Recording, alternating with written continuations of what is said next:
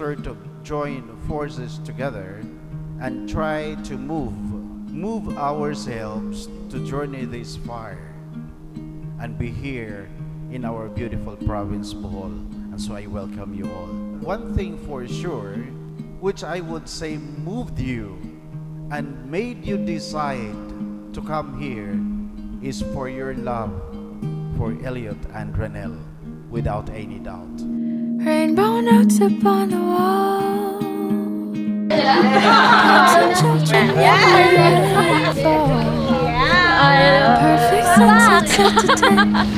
Smile!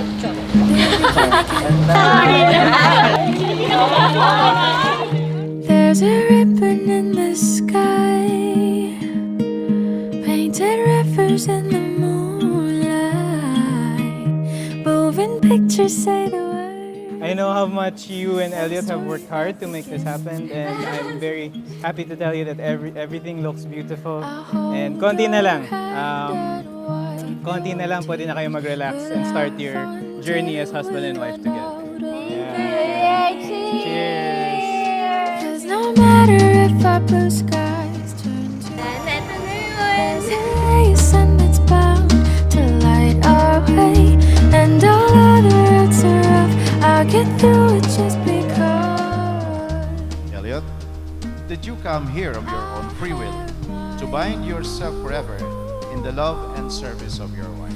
Yes, Father. Elliot and Renel, you will never be able to say I love you unless you have been loved. How can you?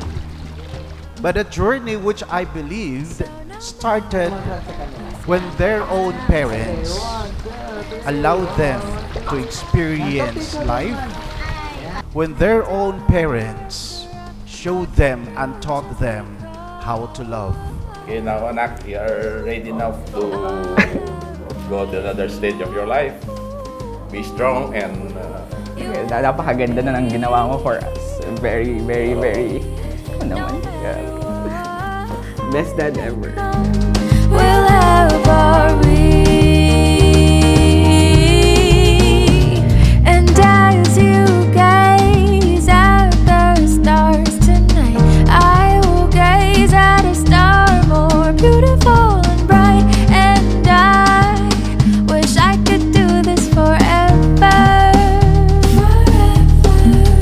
It could be you and me.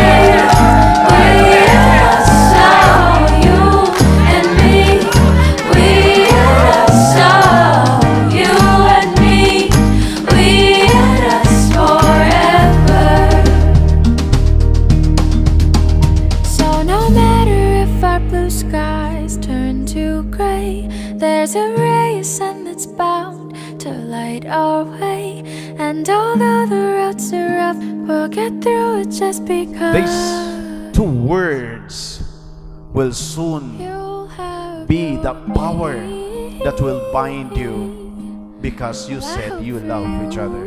Renel, do you take Elliot here present as your lawful husband, according to the right of our Holy Mother, the Church? Yes, I do.